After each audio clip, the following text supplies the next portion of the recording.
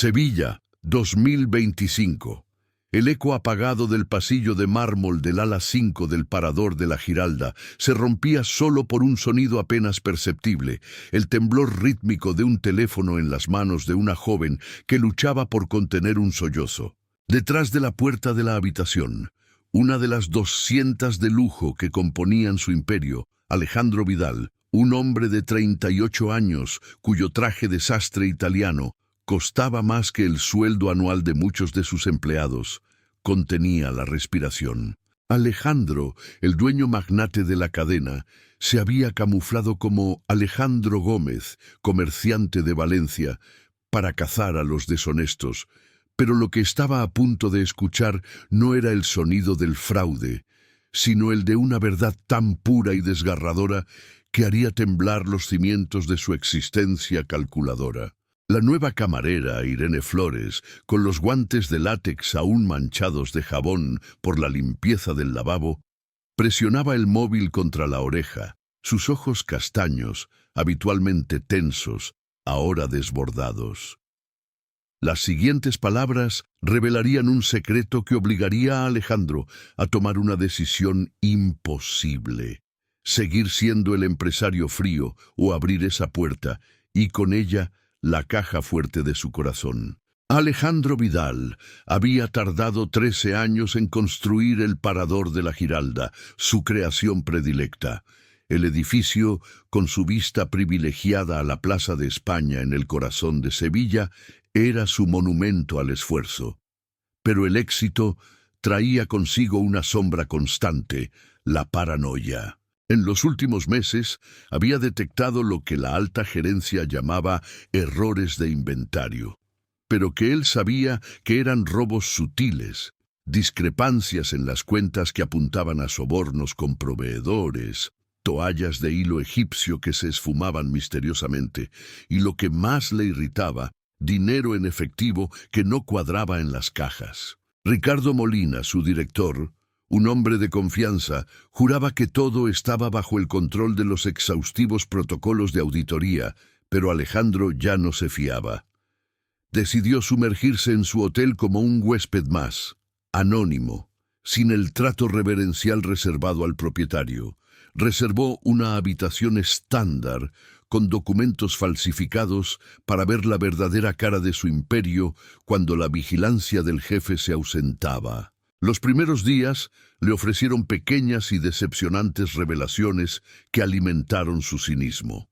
El barman que rellenaba las copas con unos milímetros de menos para ahorrar inventario y embolsarse la diferencia, el mesero del restaurante Michelin que añadía un sobreprecio a las botellas de vino de gama media, la recepcionista que ignoraba las quejas de los huéspedes menos afortunados. No eran crímenes de película, sino la triste mediocridad de la pequeña deshonestidad cotidiana. Pero Alejandro quería más. Quería pruebas irrefutables del personal de limpieza, las únicas personas que tenían acceso total a las pertenencias privadas y a los rincones ocultos de las vidas de sus huéspedes. Había 6 camareras asignadas al ala 2. 5 parecían veteranas, pero la sexta era la nueva, Irene Flores. Su ficha indicaba 26 años y una urgencia nerviosa. Se movía con una determinación que, a ojos de Alejandro, podía ser el motor de una ambición desmedida o de una necesidad acuciante. Alejandro decidió tenderle una trampa perfecta. Dejó la habitación deliberadamente revuelta esa mañana. 50 euros doblados sobre la mesilla de noche, bien visibles, un reloj de pulsera de valor considerable sobre el lavabo del baño y un collar de oro fino desordenado sobre el edredón de la cama. Eran cebos sencillos, pero efectivos. Salió de la habitación, pero se ocultó justo en la esquina del pasillo, fingiendo revisar un mensaje en su móvil, lo suficiente para ver sin ser visto. 10 minutos después, Irene apareció con su carro de limpieza. Tocó 3 veces sin obtener respuesta y entró, dejando la puerta entreabierta. Alejandro se acercó sigilosamente a la rendija, sintiendo la punzada de adrenalina del cazador. Irene se dedicó a hacer la cama con movimientos metódicos y precisos. Había visto el fajo de 50 euros, pero ni siquiera dudó, moviendo la libreta que lo ocultaba parcialmente para luego devolverlo a su lugar exacto. Limpió el baño, levantando el reloj con la punta de los dedos para limpiar el mármol debajo, y lo depositó de nuevo en la misma posición. El collar de oro fue doblado con un cuidado casi reverencial y colocado en la mesita. Alejandro sintió un atisbo de satisfacción fría. La mujer era honesta, su prueba había fallado, o quizás su paranoia había sido excesiva. Justo cuando estaba a punto de alejarse, el teléfono de Irene vibró. Ella lo sacó, miró la pantalla y su rostro sufrió una metamorfosis. El color se retiró de sus mejillas, sus ojos se llenaron de miedo líquido. Respondió con manos que temblaban, y lo que Alejandro escuchó lo desarmó por completo. La voz de Irene, rota, pequeña, desesperada, era la de una madre acorralada. Alejandro se apretó contra la pared fría, conteniendo la respiración, solo escuchando fragmentos. Era el hospital. Irene confirmó que era la madre de Daniel Flores y que había recibido un mensaje de urgencia. Mientras escuchaba, sus piernas cedieron. Se sentó en el borde de la cama, llevando una mano a la boca para ahogar un sollozo. Alejandro solo captaba el tono de la voz de la enfermera a través del teléfono, pero era suficiente. Algo terrible estaba ocurriendo. Irene repetía que entendía, que iría enseguida, que debían hacer todo lo necesario, que el dinero no era problema, aunque la intensidad de su angustia revelaba que sí lo era, y uno enorme. Cuando colgó, permaneció inmóvil, sus hombros temblaban en una convulsión silenciosa. Luego se levantó de golpe, secándose los ojos con el dorso del guante con una violencia desesperada, y terminó la limpieza a una velocidad frenética. Sus movimientos se habían vuelto mecánicos, pero las lágrimas seguían cayendo sin control. Alejandro no sabía qué hacer.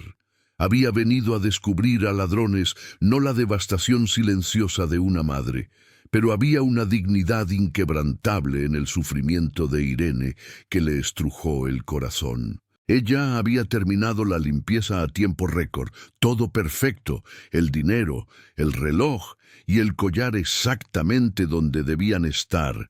No había robado nada, pero estaba en una crisis vital y Alejandro no pudo o no quiso ignorarlo. Llamó a Ricardo Molina, solicitando un informe exhaustivo sobre Irene Flores. La información llegó pronto, contratada hacía solo una semana. Referencias impecables, desesperada por el trabajo, madre soltera de un hijo, despedida de su anterior empleo por demasiados permisos por emergencias familiares. La ley española de conciliación familiar, aunque robusta en teoría, a menudo era eludida por empresas menos escrupulosas que veían las necesidades de cuidado como una carga insostenible. Alejandro indagó sobre la naturaleza de las emergencias, y Ricardo solo pudo responder vagamente: algo sobre un niño enfermo. Sentado en la cama que Irene había arreglado con tanto esmero, mirando los 50 euros, Alejandro tomó una decisión. Esos 50 euros eran una miseria para él, pero para Irene, en su situación, habrían representado una tentación monumental. Su rechazo a tomarlos era la prueba más clara de su integridad. Descubriría qué había pasado, no como dueño, sino como un ser humano que por primera vez en mucho tiempo sentía algo distinto al cálculo de beneficios. Alejandro pasó el resto del día utilizando todos sus recursos privados para investigar discretamente. Lo que descubrió fue un pozo de desesperación. Daniel Flores, de 7 años, padecía una enfermedad genética rara y progresiva que afectaba gravemente a sus pulmones y corazón. Necesitaba cuidados constantes y medicinas que la seguridad social cubría parcialmente, pero la vida de Daniel requería suplementos, dietas especiales y terapias que Irene costeaba sola.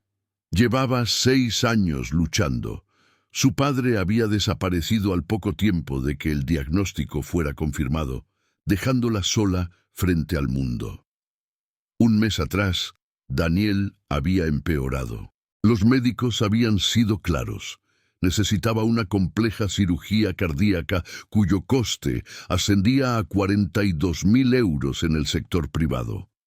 La sanidad pública la cubriría sin coste alguno, ya que en España se garantiza este derecho, pero la lista de espera era de 8 meses. Los doctores le habían dado a Daniel un pronóstico reservado, estimando que su vida corría un peligro inminente de apagarse en 3 a 4 meses, siendo las 8 semanas un plazo crítico antes de que la condición se volviera irreversible.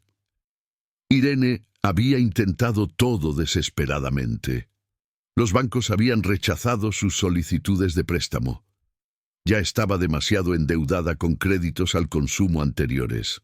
Una recaudación de fondos online solo había reunido unos míseros 3.000 euros, una gota en el océano. Fue despedida porque sus ausencias por cuidar a Daniel eran demasiado frecuentes. Sin trabajo, sin dinero, con su hijo ante un estado terminal, el empleo en el parador de la Giralda había sido su último milagro. Ahorraba cada céntimo con fanatismo, saltaba comidas, caminaba en lugar de tomar el autobús de 2 euros, compraba ropa usada, todo para Daniel. Leyendo el informe, viendo las fotos de Irene junto a Daniel frente al Hospital Virgen del Rocío en Sevilla, algo dentro de Alejandro se quebró. Había construido su imperio a base de endurecerse, pero la vulnerabilidad de esa madre honesta lo conmovió. Al día siguiente, llamó al hospital, haciéndose pasar por un familiar lejano, y la enfermera confirmó la urgencia. Daniel estaba estable, pero el tiempo se agotaba. Quizás 6 semanas antes de que el daño fuese irreversible. La cirugía era necesaria de inmediato. El coste exacto era de 42.000 euros, una cifra imposible para una camarera, pero ridícula para un millonario. No pudo conciliar el sueño esa noche, obsesionado con la imagen de Irene limpiando y llorando. Una mujer que no había robado 50 euros ni siquiera para salvar a su hijo, demostrando una fibra moral que él había olvidado que existía. Él podía pagar esa suma con facilidad. Era menos de lo que había pagado por la reforma de una de las 3 suites presidenciales. Pero dar el dinero directamente significaba involucrarse, abrir una puerta que había mantenido sellada durante años. A las 3 de la madrugada tomó una decisión. No podía simplemente darle el dinero. Debía encontrar una manera que permitiera a Irene mantener su dignidad, mientras él hacía lo que su corazón, despertado de forma inesperada, le dictaba. Tenía que ser un plan, un acuerdo legal y coherente que encajara en la estructura de su empresa, algo que no pareciera caridad, sino un reconocimiento al mérito. Tenía que llamar a Ricardo, dejar de ser Alejandro Gómez y comenzar a actuar como Alejandro Vidal, el dueño que por primera vez estaba dispuesto a invertir en el activo más valioso de todos, la bondad humana. El tiempo de la observación había terminado, el tiempo de la acción había comenzado. El reloj de bronce tallado en la mesita de noche de la habitación de Alejandro marcaba las 3:30 de la madrugada en Sevilla. El dueño de El Parador de la Giralda llevaba horas de pie frente a la ventana, observando las luces que salpicaban la ciudad, un manto dorado sobre la oscuridad. Pero su mente no estaba en el horizonte, sino en los fríos códigos legales y fiscales de España.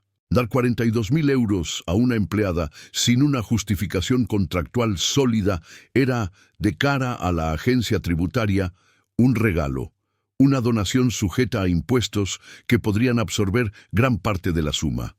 Además, en la era de la Ley de Prevención del Blanqueo de Capitales, una transferencia tan grande y sin causa aparente podría levantar banderas rojas que paralizarían el proceso. Precisamente lo que Daniel, el hijo de 7 años de Irene Flores, no podía permitirse. El tiempo era el enemigo más implacable. Alejandro necesitaba un mecanismo que transformara la caridad en inversión, la desesperación en un plan de recursos humanos.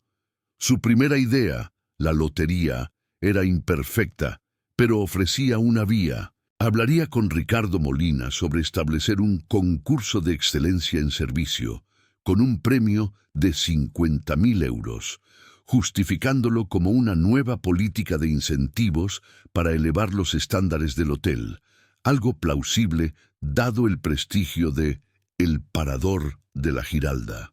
El premio, dijo Alejandro a su reflejo, iría a la camarera de piso con el mayor número de reseñas positivas de 5 estrellas y 0 incidentes reportados en un periodo de un mes. Él se encargaría, por supuesto, de que Irene ganara. Pasó las horas siguientes al amanecer contactando discretamente a 3 de sus socios más leales, personas con negocios en Valencia que a menudo se alojaban en su hotel de Sevilla. Les pidió que reservaran noches esa semana, específicamente solicitando el servicio de Irene Flores. La instrucción era simple: dejaran críticas detalladas y entusiastas sobre su pulcritud, su trato y su profesionalidad inquebrantable. El objetivo era crear una oleada de excelencia que la llevara a la cima de las métricas internas. A media mañana, Alejandro convocó a Ricardo Molina, el director, a su improvisado despacho en la habitación de huésped. Ricardo, un hombre acostumbrado a la lógica empresarial estricta, se mostró extrañado por la solicitud del concurso. «Señor Vidal», inquirió con cautela, «un premio de 50.000 euros. Es inaudito para el personal de limpieza. Podríamos usar ese capital para modernizar el sistema de reservas, lo cual generaría una rentabilidad más predecible». Alejandro, con una mirada helada que hacía años que no usaba, le cortó la objeción. «Ricardo, la calidad de un hotel se mide por la persona que, a pesar de no estar vigilada, no roba 50 euros. La lealtad y la honestidad son el capital que no se deprecia. Implemente el concurso bajo el paraguas de Iniciativas de Liderazgo Ético en nuestra política de responsabilidad social corporativa y asegúrese de que el proceso sea transparente, aunque intensamente gestionado». Ricardo, percibiendo la inusual seriedad y el tono de orden irrevocable, dejó de cuestionar y se puso a trabajar en la logística. El plan, aunque maquiavélico, avanzaba bien. En los días siguientes, Alejandro continuó su farsa como Alejandro Gómez, observando a Irene de lejos. Ella llegaba media hora antes, revisaba meticulosamente sus carros de limpieza y a menudo se quedaba 1 hora después para asegurarse de que el piso estuviera impoluto. Se movía con la determinación silenciosa de alguien que sabe que no tiene red de seguridad. El flujo de reseñas positivas comenzó a llegar. Un empresario de Valencia alabó su discreción. Una abogada de Bilbao mencionó el cuidado con el que había organizado sus documentos. Irene estaba liderando el concurso por un margen considerable. Sin embargo, el tiempo seguía su inexorable avance, y la idea de esperar un mes se había vuelto una tortura para Alejandro. La inevitabilidad del fracaso del plan se materializó una tarde. Irene estaba limpiando una de las suites de lujo cuando su teléfono vibró, emitiendo una alarma de tono grave. Alejandro, fingiendo esperar el ascensor, observó cómo el rostro de Irene se descomponía. Era una nueva llamada del Hospital Virgen del Rocío. Daniel había sufrido una crisis respiratoria aguda. No era una emergencia fatal inmediata, pero era un aviso brutal. El cuerpo del niño estaba fallando y el margen de seguridad había quedado ceifado. Irene, con una templanza que casi lo rompió, habló con la enfermera, asegurándole que estaba haciendo todo lo humanamente posible para conseguir el dinero y que iría tan pronto como terminara su jornada. Al colgar, no lloró. Sus ojos se fijaron en un punto vacío, una expresión de determinación despiadada. El miedo se había evaporado, reemplazado por la desesperación fría de quien sabe que la rendición significa la extinción de la esperanza. Esa noche, Alejandro ya no esperó. Llamó al doctor Elías Pérez, el cirujano cardiovascular pediátrico más respetado de España, el mismo al que había consultado anónimamente. Tras una conversación intensa y sin rodeos, el doctor Pérez confirmó la brutalidad de la realidad. Con la última crisis respiratoria, el plazo se había reducido drásticamente. El riesgo de un cese definitivo de la función orgánica era inminente. El doctor le dio un plazo máximo de 3 o 4 semanas, siendo la cirugía una necesidad imperiosa. 3 semanas. El plan del concurso era inútil, una burla al tiempo. Alejandro se enfrentó al abismo de su decisión, actuar ahora o ser responsable de la pérdida de una vida que podía salvar. El amanecer lo encontró con un nuevo plan, arriesgado pero directo, diseñado para proteger la dignidad de Irene y cumplir con la ley. Requeriría revelar su identidad y un grado de vulnerabilidad que no había permitido en 38 años. Llamó a Ricardo Molina, su director, con una orden que no admitía preguntas. Convoque a Irene Flores en su oficina. Dígale que es un asunto urgente de recursos humanos. Y una vez que esté allí, usted nos deja solos.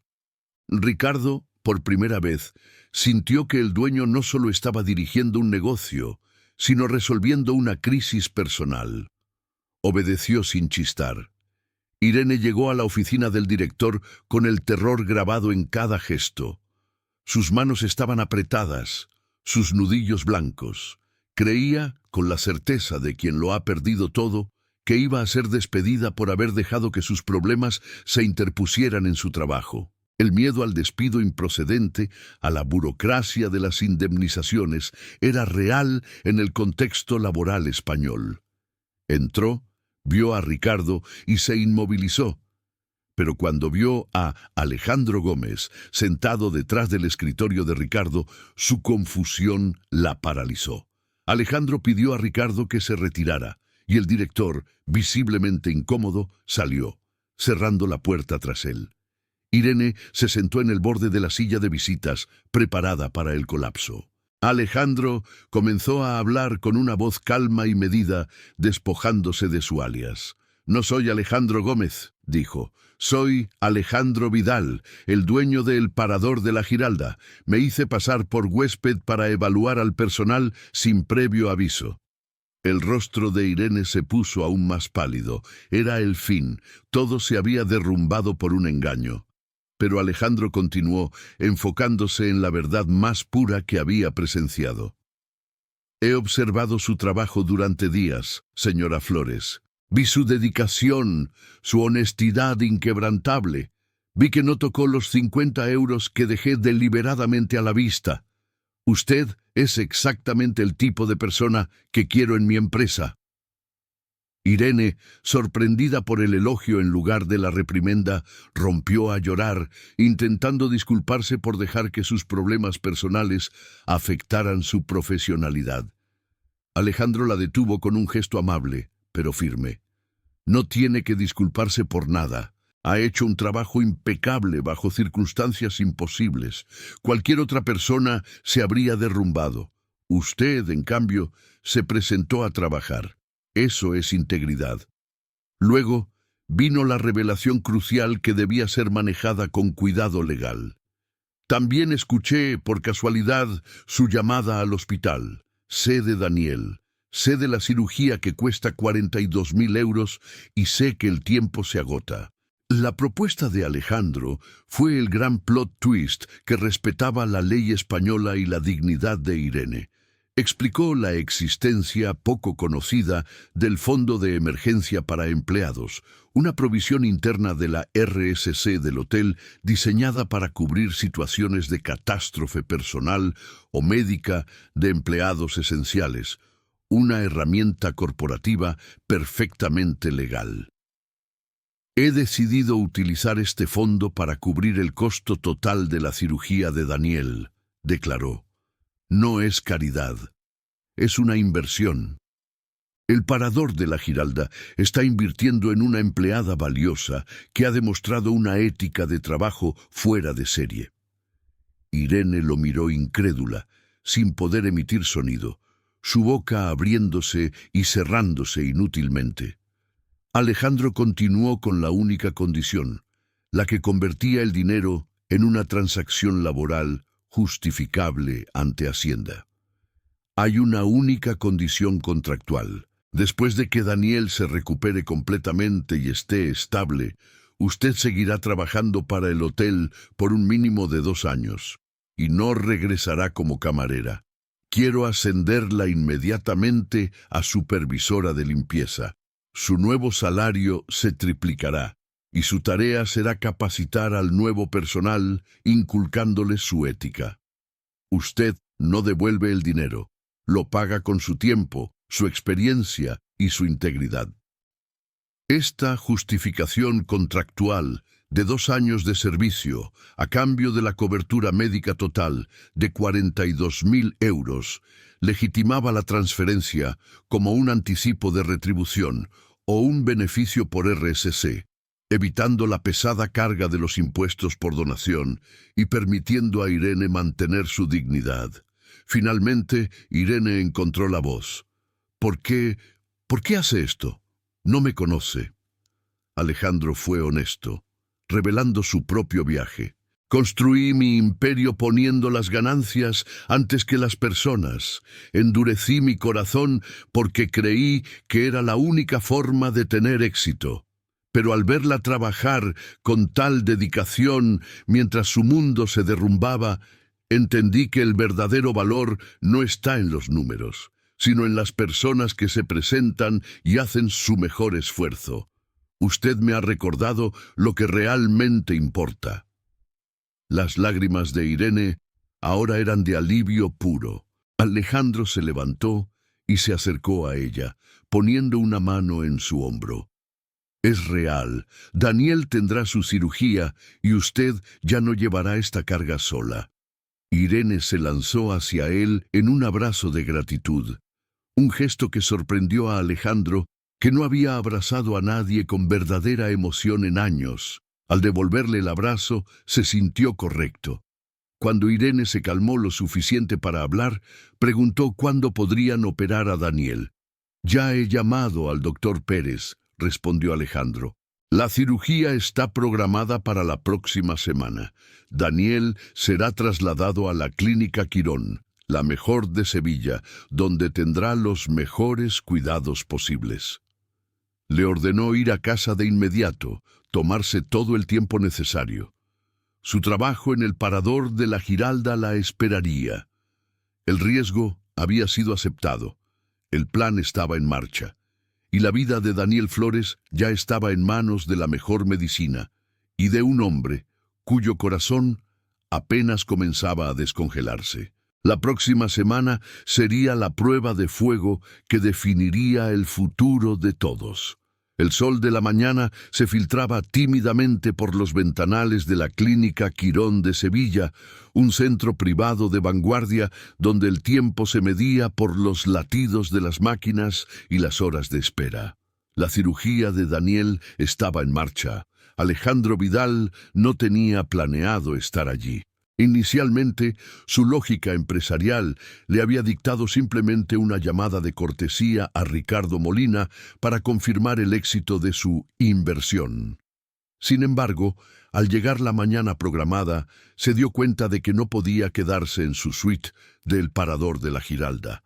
Quería estar allí, no como dueño, sino como un ser humano que, de pronto, sentía la necesidad primordial de presenciar la victoria de la vida. Se sentó en la sala de espera junto a Irene, manteniendo una distancia respetuosa, aunque su presencia era un ancla de calma inesperada para ella. La complejidad del corazón de Daniel requería la pericia máxima del doctor Elías Pérez. La operación duró 8 horas de tensión insoportable. En el silencio de la sala, Irene se había desmoronado, sus manos apretando un rosario de cuentas desgastadas. Alejandro la observaba, sintiendo el dolor ajeno como propio. Recordó su propia ascensión, cómo había sacrificado la calidez humana en aras del cálculo frío, y comprendió que, en esas 8 horas, la vida de Daniel no era la única en juego, también lo era la redención de su propia alma.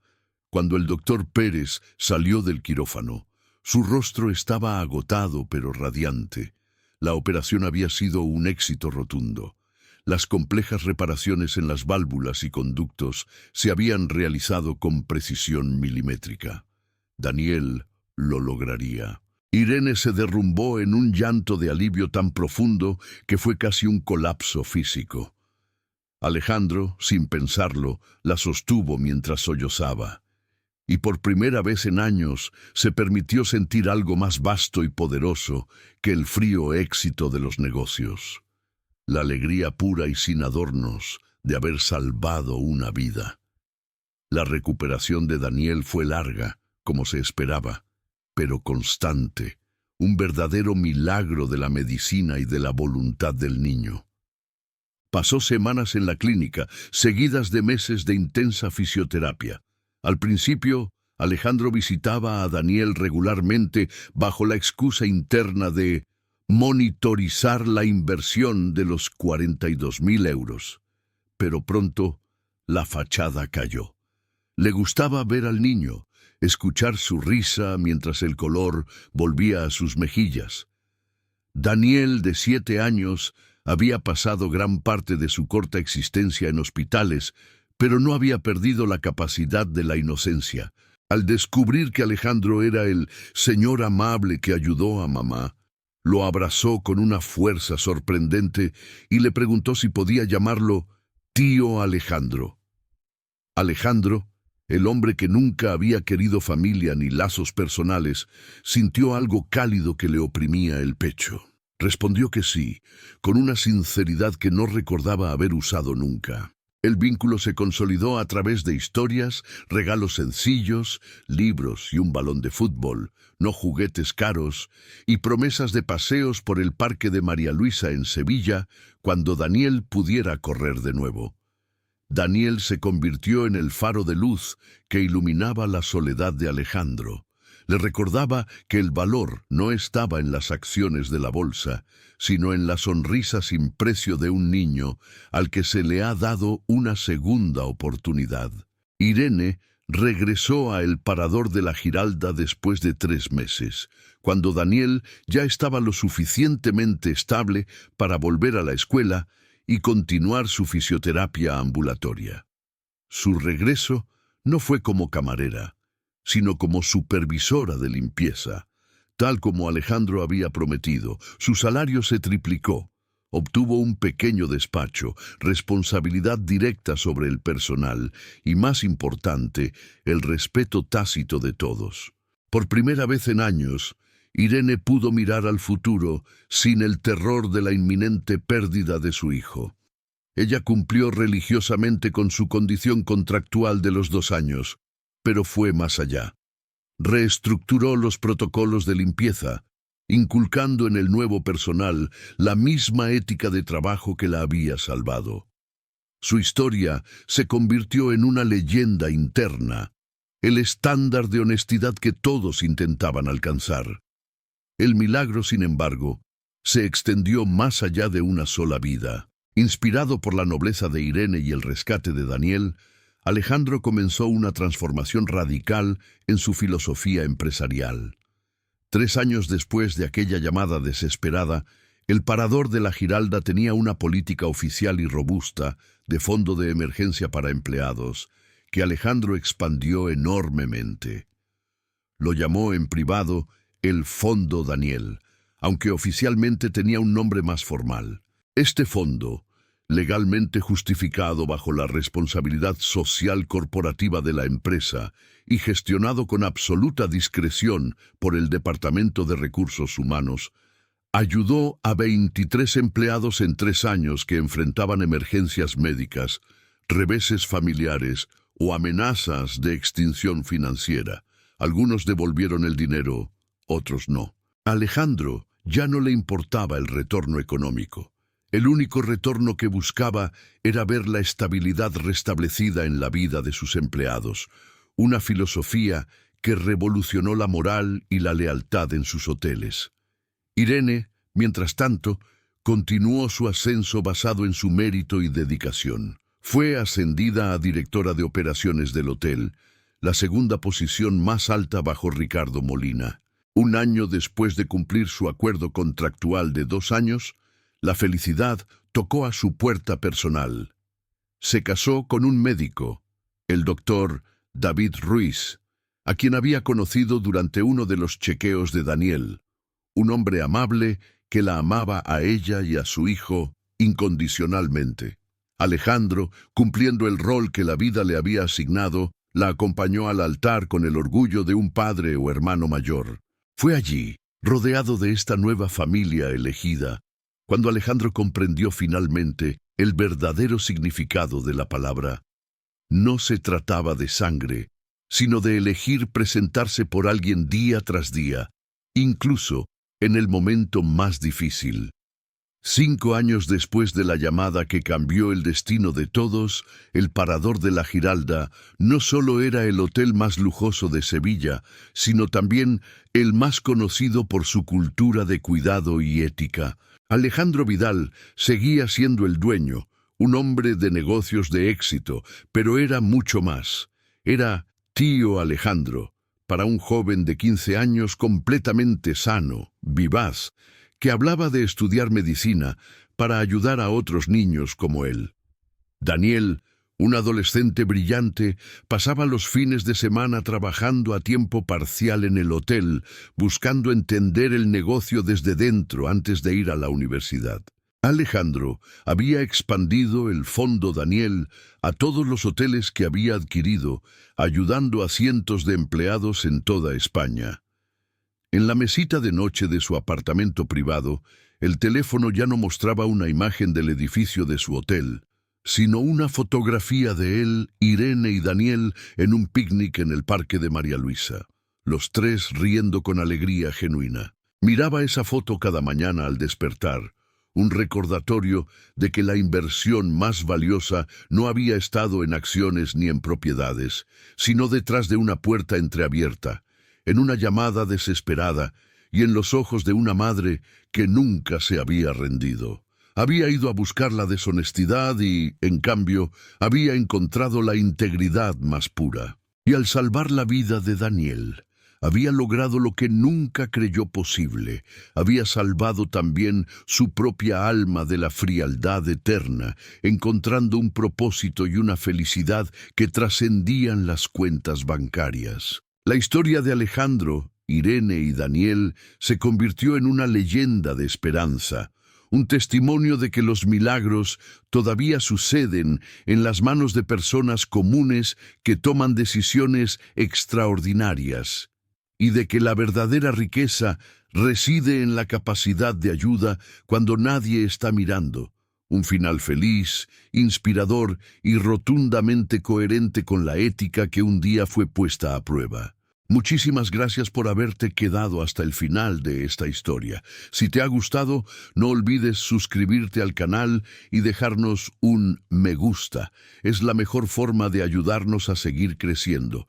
Además, déjanos un comentario contándonos desde qué ciudad nos has visto.